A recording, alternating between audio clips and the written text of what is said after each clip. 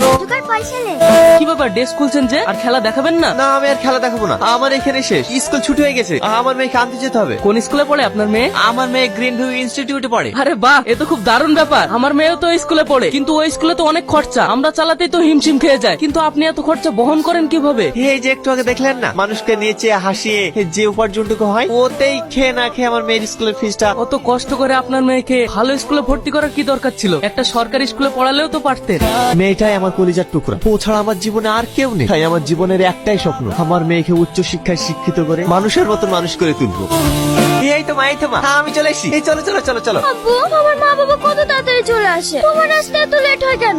আরে শোনো মা, আমার এই কান হচ্ছে, আর লেট হবে না। এই চলো চলো। তুমি প্রতিদিন শুধু একই কথাই বলো। কি করবো বলো মধু, কাজে থাকি তো লেট হয়ে যায়। এবার থেকে আমি চেষ্টা করবো খুব তাড়াতাড়ি আসা। এই চলো, আর একবার লাও মা, আর একবার। না, আমি খাবো না। এইভাবে না খাওয়াতে গেলে তুমি অসুস্থ হয়ে পড়বা যে মা। এই একবার লাও মা। তোমাকে একটা কথা জিজ্ঞেস করবো?